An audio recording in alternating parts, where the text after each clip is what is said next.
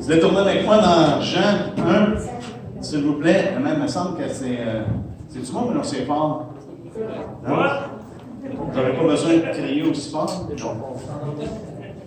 Mais dans Jean 1, s'il vous plaît. On veut également vous remercier pour votre fidélité envers le Seigneur, parce que même durant le temps que nous avons été fermés, plusieurs d'entre vous ont continué à donner au Seigneur, et ça permet qu'on puisse aller de l'avant.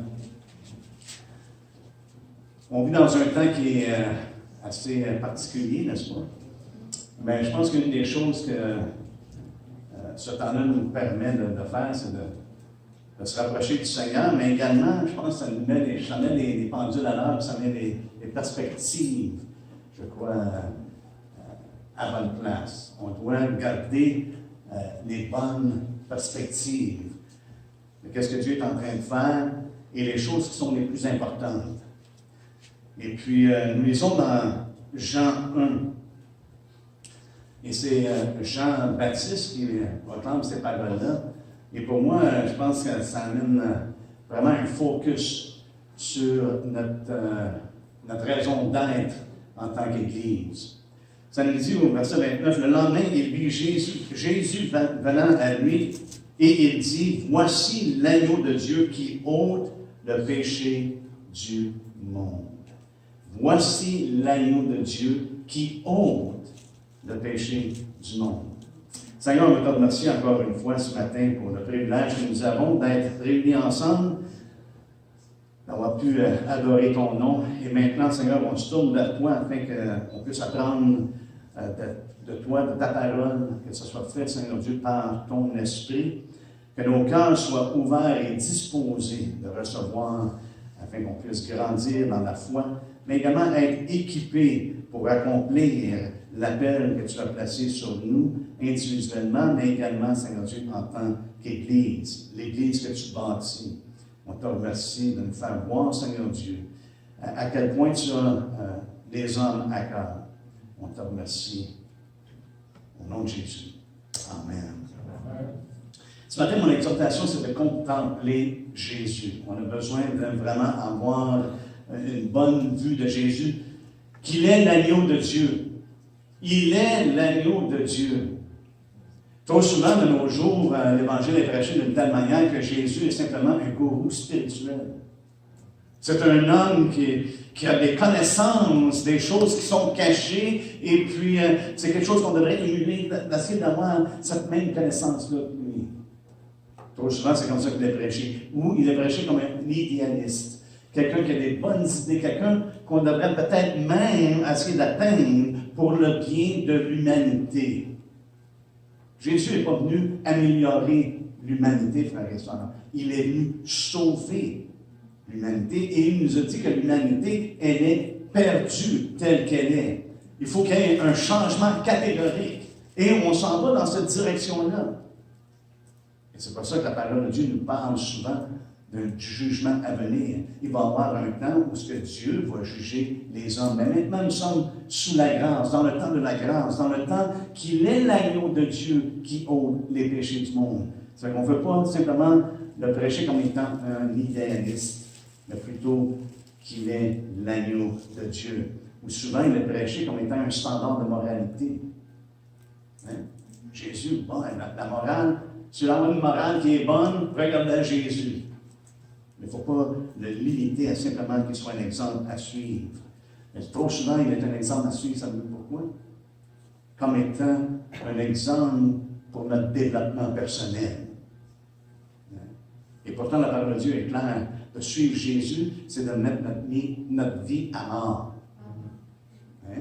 Parce qu'il nous dit quoi? Il nous dit de renoncer à nous-mêmes, de prendre notre croix. Et c'est une chose qu'on a de la difficulté à comprendre de nos jours, de prendre notre croix. Parce qu'on ne voit pas ça. Mais dans leur temps, lorsqu'il a parlé de ces choses-là, ça veut dire quoi? À toi, une fois qu'ils passaient par Golgotha, ils voyaient des gens qui avaient été crucifiés. Des gens qui avaient pris leur croix et qui avaient suivi leur destinée qui était à ce point-là de mourir. Lorsqu'on prend notre croix, notre destinée, frères et sœurs, ce n'est pas d'avoir une meilleure vie. Notre destinée, c'est de devenir comme Christ. C'est ça notre destinée. C'est que l'enfance moderne est trop souvent l'éthique plutôt que rédemptrice. C'est la rédemption que Christ a accomplie. C'est la raison pour laquelle il est venu. Sa mort sur la croix, on ne doit pas la négliger. On ne doit pas la minimiser, l'ignorer ou la cacher. Hein? Mais elle ne doit pas être présentée seulement comme un exemple de quelqu'un qui a donné sa vie. Mais l'exemple de la croix, où le fait qu'il est allé à la croix est expiatoire. Et c'est pour le rachat des hommes, le rachat des hommes. Sa vraie nature, la nature de la croix, c'est le sacrifice expiatoire pour les péchés du monde. Il l'a fait pour l'amour des hommes. Regardez avec moi dans Romains 8. Juste, regardez votre voix dans Jean, mais dans Romains 8. Ou plutôt Romains 5, excusez, le verset 8. Ça nous dit, mais Dieu prouve son amour envers nous, en ce que lorsque nous étions encore des pécheurs, Christ est mort pour nous. Christ est mort pour nous. Donc, il le fait pour l'amour des hommes. C'est la raison pour laquelle il est allé à la croix. Il le fait en faveur des hommes. Ce n'est pas pour lui, c'est en faveur des hommes. Il le fait à la place, à notre place. C'est la raison pour laquelle il est allé à la croix.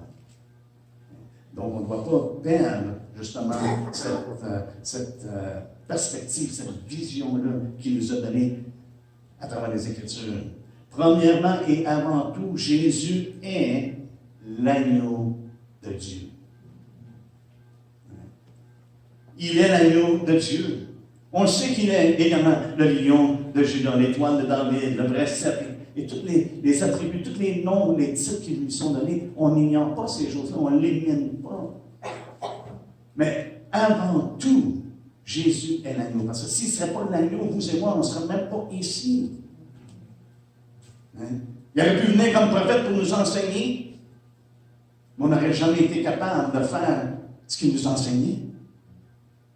Hein? Il est venu comme sacrificateur, mais il aurait pu prier pour nous. Mais ça n'aurait pas changé notre état, notre état de pécheur, même s'il avait prié pour nous. Il aurait pu venir comme roi et régner sur nous. Mais à cause de notre chair et à cause de notre tendance, on n'est plus porté à pécher que d'obéir. Il avait besoin de venir comme l'agneau de Dieu. Et non seulement il couvre les péchés, non, ça nous dit, il ôte les péchés. Ça nous dit quoi? Devant lui, si nous avons reçu l'agneau de Dieu, vous et moi, devant lui, on n'a pas de péché. Nous sommes lavés par le sang de Christ. Pouvez-vous vous imaginer ça? Je sais que vous connaissez votre cœur, je connais le mien. Hein? Je sais qu'il y a des choses en dedans de moi qui, oh my, ça peut être des mauvaises pensées, ça peut être de l'amertume, ça peut être de l'envie, ça peut être toutes sortes de choses. Je sais qu'ils sont présentes, Paul le dit lui-même. Les choses que je veux faire, je ne les fais pas. Les choses que je ne veux pas faire, je les fais. Mais ce n'est plus moi qui les fais. C'est le péché qui est en moi. Je sais que le péché est présent, mais savez quoi? Par son sang, il nous a lavés. Il nous a purifiés afin de nous présenter devant lui comme n'ayant pas de péché. On vient à lui par l'agneau. Il est l'agneau de Dieu. Il n'est pas seulement un prophète, un sacrificateur ou un roi, mais il est l'agneau de Dieu. Et il est venu pourquoi? Pour sauver. Alléluia. On va approcher Pâques. La semaine prochaine, on célèbre Pâques. Mais Jésus est venu, il est mort sur la croix. Il est venu comme agneau de Dieu pour nous sauver. Man, c'est une bonne nouvelle. Voyons donc! Alléluia! Est-ce qu'on peut se réjouir un petit peu? Il n'est pas venu dans le but, premièrement, que ce soit nous présenter l'éthique ou une religion. Jésus n'a jamais bâti une religion, frère et sœur. Il bâtit son Église. Et son Église, c'est son corps. Son Église, c'est son épouse. On fait partie, nous sommes des pierres vivantes. C'est pas ça ici, son Église. C'est nous qui sommes réunis ici. Ça, c'est juste l'emplacement où on est réunis. Jésus lui-même nous donne la raison pour laquelle il est venu, n'est-ce pas? Hein? Ça nous dit dans Matthieu 18, regardez ce qu'il dit lui-même. Matthieu 18, verset 11, ça dit, c'est ainsi que le Fils de l'homme est venu, non pour être servi, mais pour servir et donner sa vie comme la rançon de plusieurs. Hein? Il est venu donner sa vie comme la rançon de plusieurs. Le prix, frères et sœurs, est payé. Le prix est payé. Il n'y a rien qu'on puisse ajouter. Il a payé le prix. Et ça, c'est la bonne nouvelle. Et dans ce temps de confusion qu'on voit aujourd'hui, dans ce temps de COVID-19, frères et sœurs, c'est la bonne nouvelle qu'on doit apporter aux gens. Pourquoi? Parce que les gens perdent l'espérance. Vous savez, une chose que les nouvelles ne parlent pas souvent, ils font juste passer par-dessus un petit peu, c'est le nombre de personnes qui sont dans la dépression.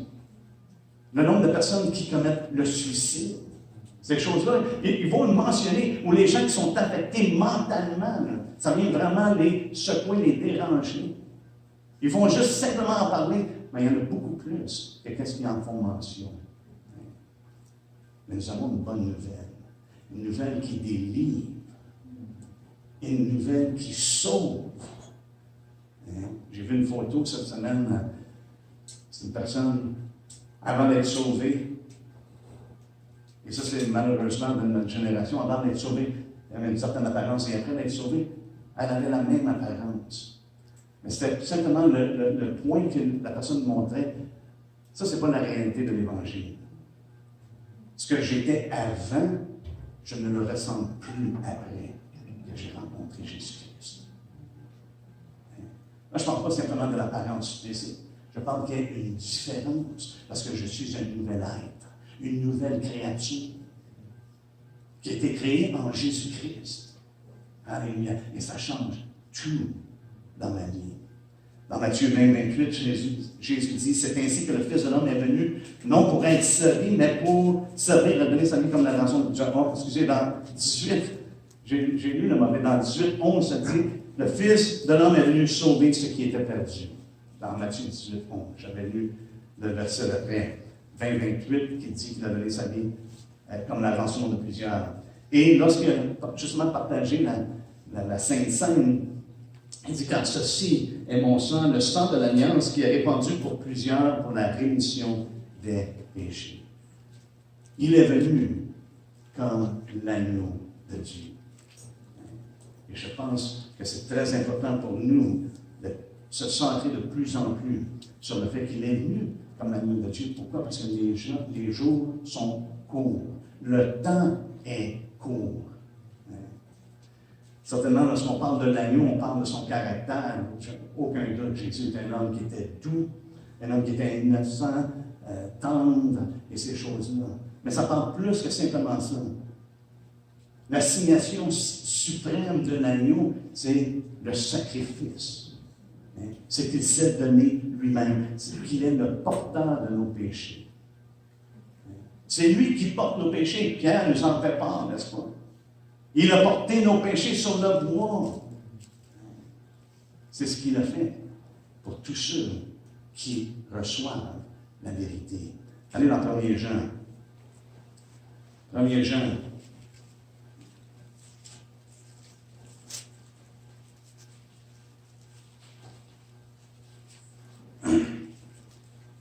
Au 2e chapitre, nous lisons ceci, au 2e verset. Il est lui-même une victime expiatoire pour nos péchés, et non seulement pour les nôtres, mais aussi pour ceux du monde entier. Frères et sœurs, n'arrêtons pas sur les paroles qui disent il est une victime expiatoire pour nos péchés. Ah, j'ai reçu Jésus. Alléluia, je suis sauvé. Merci Seigneur. Il faut continuer de lire. Ce n'est pas seulement pour les nôtres. Là, il parlait des Juifs en ce moment-là. Mais ça peut être personnel également, frères et sœurs. Ce n'est pas seulement pour les péchés qu'il est mort. Il est mort pour les péchés du monde entier. Et cette bonne nouvelle-là n'est pas restreinte ou limitée à certaines personnes. Elle est pour être proclamée partout où nous sommes. La rédemption obtenue par Christ. Donc, on voit, comme Paul le dit, Jésus est sauveur. C'est la raison principale pour laquelle il est venu. Oui, il nous enseigne les choses du Père. Oui, il nous a révélé beaucoup de choses concernant le Père. Mais il est venu au-dessus de tout comme sauveur du monde. Pierre nous dit, Jésus-Christ est venu dans le monde pour sauver les pécheurs, dont je suis le premier. Mais juste auparavant, il dit, c'est un message qui est digne d'être reçu, qui est certain.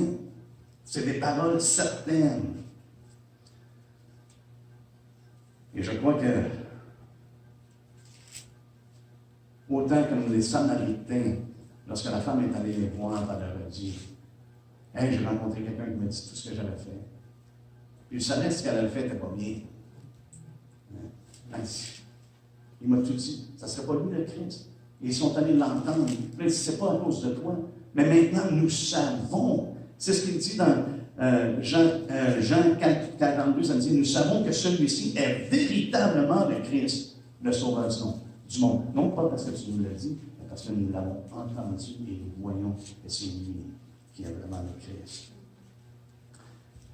Et c'est ce qui fait la différence, frère et sœurs, c'est que lorsqu'une personne reconnaît que Jésus est le Christ, le Sauveur du monde, c'est lui qui a donné sa vie. C'est lui qui est le sacrifice ultime pour ôter nos péchés. Imaginez-vous, dans Jean 1, 29, lorsque Jean-Baptiste a mentionné ça, « Voici l'agneau de Dieu ». Les disciples qui étaient avec lui étaient juifs. Il avait une connaissance des Écritures. Il avait été élevé dans la religion juive. Il avait été élevé avec les patriarches et tout ce que ça comprend. Lorsqu'ils ont entendu ça, je me demande s'ils n'ont pas pensé à Abel et à l'agneau qui a offert, qui était accepté devant Dieu, comparativement à Caïn.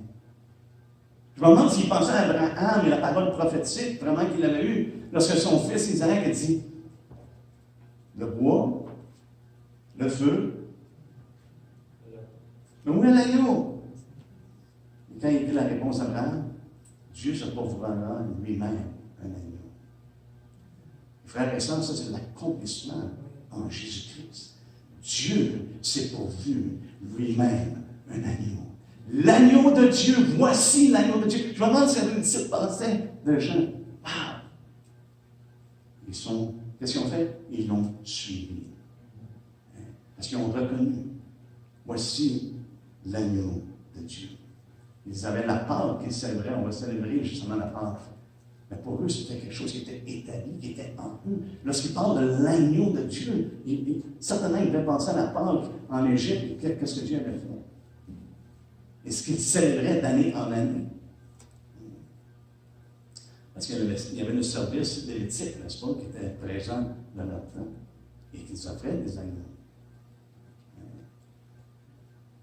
Mais le fait qu'il est l'agneau de Dieu, frères et sœurs, c'est qu'il a pris notre place. Bon, lorsque je pense à ça, c'est pas difficile de louer le Seigneur. Lorsque je pense qu'il a pris la place, je me connais. Hein? De moi-même, je serais sur la croix. Dans le sens que je serais coupable. Hein? S'il n'avait pas pris la place, c'est là que j'aurais fini par être sur une croix, comme un criminel devant Dieu, comme une personne coupable devant lui. Parce qu'on a tous transgressé, on a tous péché sans exception. Et ça a été notre sort final. Mais il a pris notre place. Et j'aime la parole que Paul nous donne dans Galates 2, 20. À la fin, il dit, il s'est livré lui-même pour moi. Wow! C'est bon de voir comment est-ce que Paul personnalise ce que Christ a fait. Il s'est livré lui-même, pas simplement pour le monde entier, mais c'est tellement personnel. Il s'est livré lui-même pour moi, pour toi. Il s'est livré pour chacun de nous. Et Paul était capable d'approprier ça pour lui-même. Et l'Esprit l'a poussé à écrire ces choses-là afin qu'on puisse le voir nous-mêmes, qu'on puisse le réaliser. Il s'est livré lui-même pour nous. Hein? Alléluia. Il a pris notre place. J'imagine si les disciples, même les disciples de Jean, ils avaient bien pensé à Isaïe 53. C'était un passage qu'ils connaissaient très bien. Hein? Lorsqu'il a dit, voici l'agneau de Dieu. Hein? C'est lui qui a porté notre sentence, c'est lui qui a porté notre verdict, parce que notre verdict était coupable. Pensez pas gros, récoltez pas 200 $, c'est quoi le jeu de Monopoly? Quand tu vas en prison, hein? Tu passes à côté, puis tu manques tout, puis tu es coupable, tu es en prison. Ça aurait été la même affaire que ça. Hein? On a été coupable au point de mourir. D'aller sur la croix. Il a porté notre sentence, notre verdict. Mais dans Isaïe 53, ça nous dit au verset 5, il a été blessé pour nos péchés. Au verset 7, mené à la boucherie. Au verset 8, frappé pour les péchés de mon peuple. Au verset 10, livré. Il a livré sa vie en sacrifice pour le péché. Au verset 12, livré à la mort. Au verset 12, encore une fois, il a porté les péchés de beaucoup. Il était le porteur de nos péchés. Et Jésus est l'accomplissement de la provision de Dieu. Non seulement pour les Juifs, mais pour le monde entier. Quelle bonne nouvelle. Frère, j'ai l'impression que parfois qu'on oublie le mandat que le Seigneur nous a donné. On l'a dans la tête, mais vraiment dans le cœur, au point que ça nous pousse, comme nous, à partager cette bonne nouvelle avec les gens autour de nous. Et ça presse, parce que le temps est court. Non seulement qu'il est l'agneau de Dieu, qu'il est le sauveur du monde, mais il est Dieu incarné. Imaginez-vous. Est-ce qu'on peut vraiment, en anglais, il y a une expression qui dit « wrap my brain around it ». Essayer d'envelopper ma petite tête pour saisir l'ampleur de qui est Jésus-Christ. Il est Dieu incarné, manifesté dans la chair. Juste dans Jean 1, justement, il y a toutes sortes de titres qui lui sont donnés, n'est-ce pas? Ça dit que la parole était Dieu. Ça nous dit qu'il était la vie. Ça nous dit qu'il était la lumière des hommes. Et ceux qui reçoivent la parole, qui reçoivent la lumière, il leur donné la puissance de devenir des enfants de Dieu. Ça nous parle également qu'il est le Fils unique de Dieu. Il est le Messie, le Christ. Il est le roi. Tout ça dans le premier chapitre de Jean. Et c'est tous des titres qui font référence à sa divinité, qu'il est depuis l'éternité. Il est le Fils de l'homme. Et dans Luc 19, justement, ça nous parle, Jésus nous dit, le Fils de l'homme est venu chercher et sauver ce qui était perdu. Le Fils de l'homme. Et encore une fois, dans Jean 1, il est l'agneau de Dieu qui ôte les péchés du monde. Et je pense ici qu'on a besoin d'éliminer le fait qu'il y en a qui disent que Jésus était juste une créature, une simple créature. Il a simplement porté l'onction du Christ jusqu'à la croix, puis après ça, il est mort comme un homme, parce que Dieu ne peut pas mourir. Et c'est vrai, Dieu ne peut pas mourir, et c'est pour ça qu'il est venu en tant qu'homme. Il devait être né dans la chair, il devait être incarné dans la chair pour être en mesure de mourir. Mais il n'aurait pas pu être simplement un homme. Regardez avec moi dans Psaume 49. Il n'y a pas un homme sur la terre qui peut racheter un autre homme. Bill Gates ne pourra pas racheter son homme. Il pourra être milliardaire, mais il ne pourra jamais racheter son homme.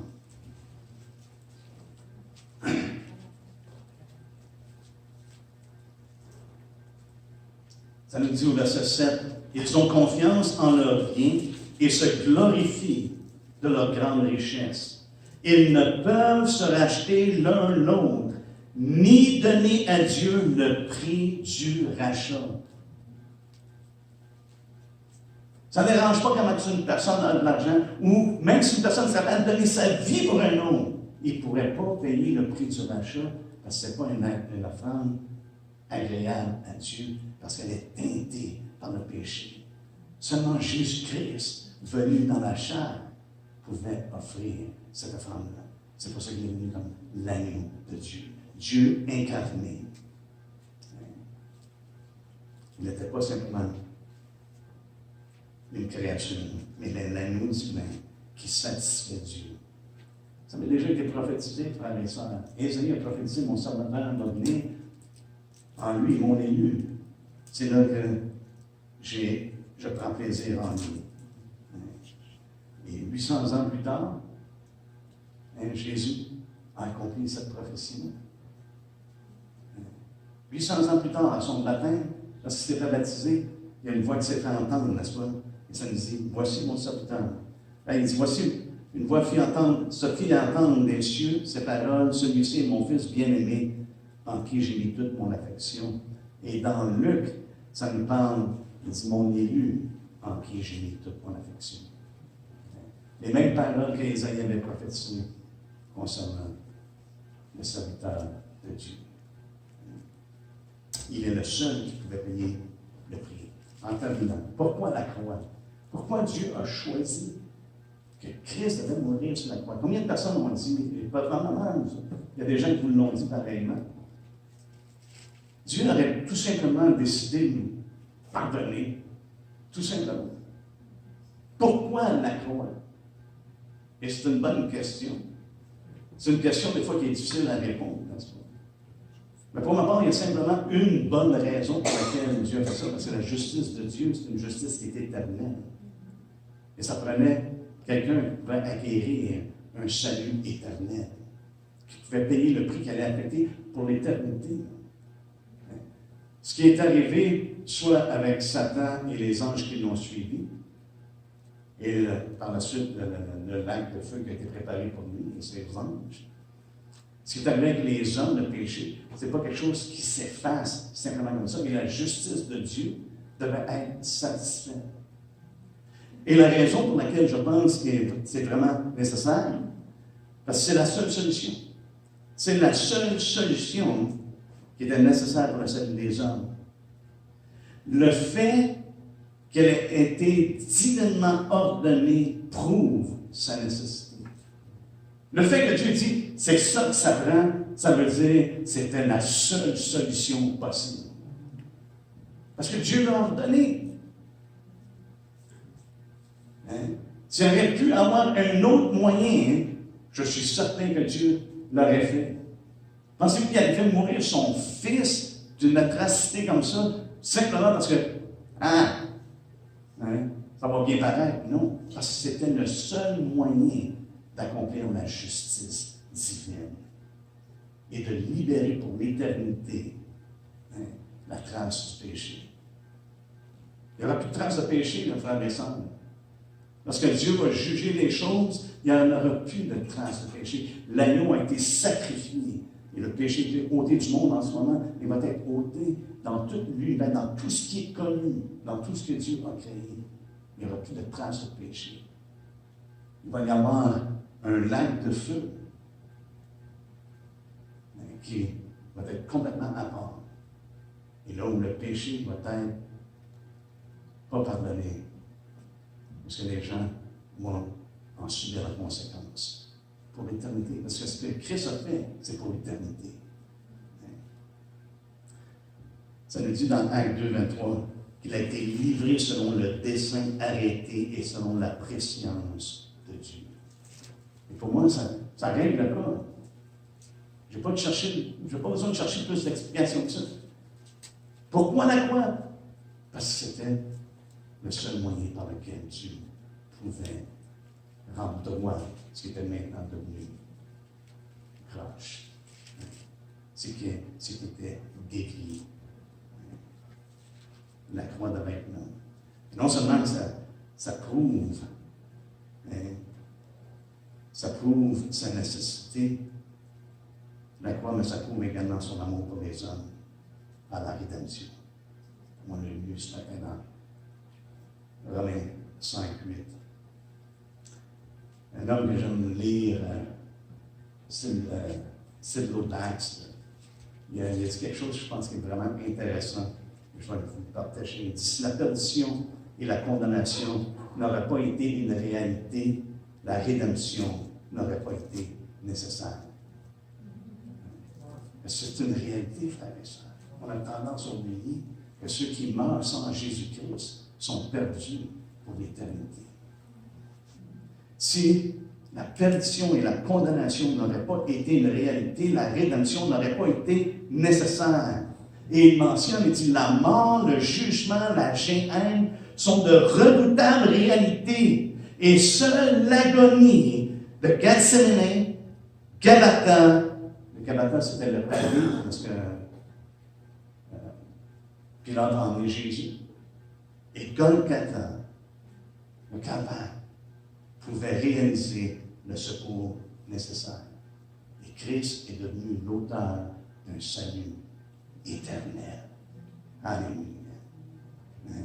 Il n'y a rien qu'on puisse y rajouter, il n'y a rien qu'on puisse y enlever. Son sacrifice était parfait, et c'est le sacrifice qui a plu à Dieu pour être en mesure de racheter l'humanité et de purifier les hommes. De purifier, même, je crois, tout ce qui a été créé, qui a été terni par le péché. On va terminer avec ça. Ça démontre également la sainteté de Dieu. Dieu est tellement plus saint qu'on peut se l'imaginer, frères et sœurs. Lorsqu'Ésaïe a été devant lui, il a vu sa sainteté, vous savez quoi? Il s'est pris pour un homme qui avait des lèvres impures. Pourquoi? Parce que là, quand il a vu la sainteté, il a vu la pureté de Dieu, il a vu comment Dieu était au-delà de ce qu'il pouvait s'imaginer. Et même sa vie qui a été consacrée, dévouée à Dieu en tant que prophète de Dieu, lorsqu'il a vu Dieu lui-même, s'est vu comme étant un homme avec des lèvres impures et qui demeure parmi les hommes qui ont des lèvres impures.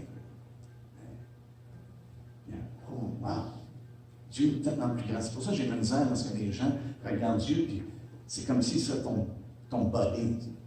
High five. Je dis quoi? Dieu est tellement grand que si simplement il se dévoilerait au-delà de l'esprit, parce que l'esprit est ici avec nous. Hein?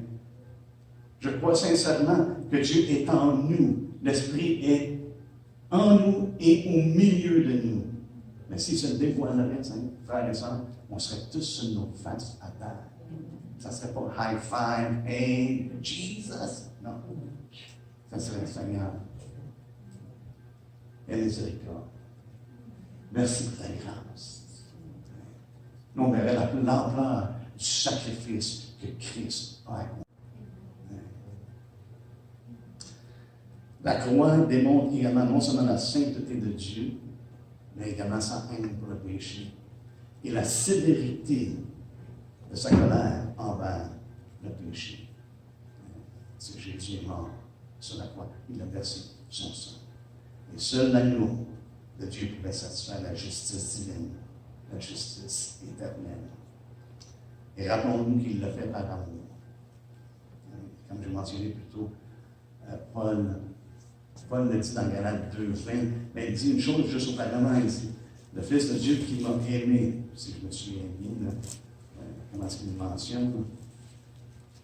Galates 2:20, ça nous dit, mais dans ce que, Galates 2:20, je suis dans 1:20, ok, je pensais que ma Bible avait changé. J'ai été crucifié avec Christ, et si je vis, ce n'est plus moi qui vis, c'est Christ qui vit en moi. Si je vis maintenant dans la chair, je vis dans la foi au Fils de l'homme qui m'a aimé et qui s'est livré lui-même pour moi.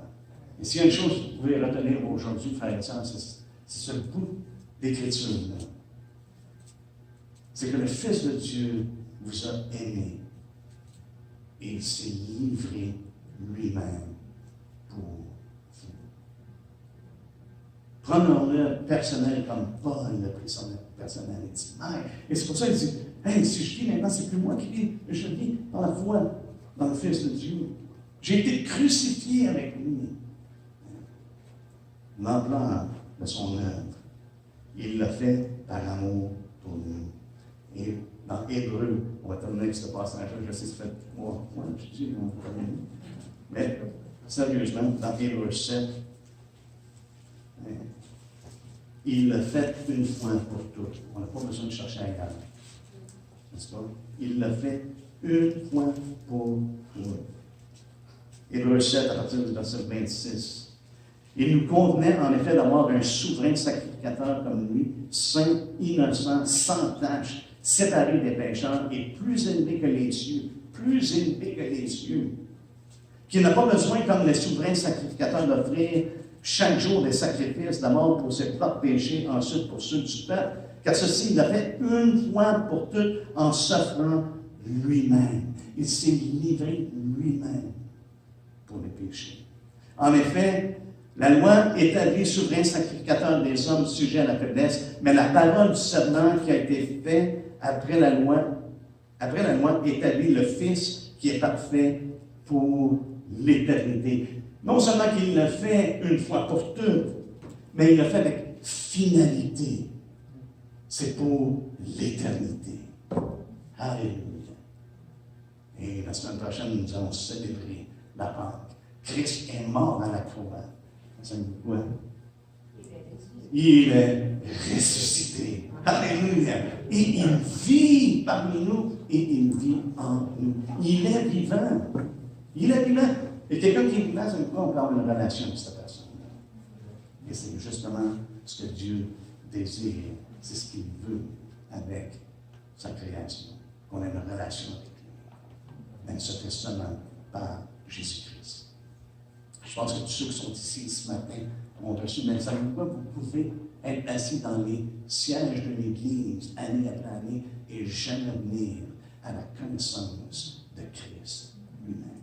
Vous pouvez avoir une connaissance à propos de Christ, mais jamais avoir une connaissance de Christ. Je vous invite à ne pas quitter sans avoir l'assurance que vous connaissez Jésus-Christ. Amen. Allez, est-ce qu'on peut se lever ensemble? Merci Seigneur. Je vous garantis, c'est beaucoup mieux de partager la parole de vive voix comme ça que de prendre la parole. C'est la raison pourquoi on prend la caméra, c'est pour ceux qui ne pouvaient pas être ici. Autrement, on ne l'aurait pas. Père éternel, on te remercie pour le don. Le don que tu nous as fait à travers ton Fils, l'agneau de Dieu, qui ôte les péchés du monde. Et c'est seulement par lui que nous avons l'assurance de nous approcher de toi par la foi. On te rend grâce, Seigneur Dieu, parce que chacun de nous sommes conscients de nos manquements. Nous sommes conscients que de nous-mêmes, Seigneur Dieu, jamais nous n'aurons pu atteindre cette place-là de communion avec toi. Mais par ton Fils, par le sang qui a été versé, Seigneur Dieu, tu nous as lavés et purifiés.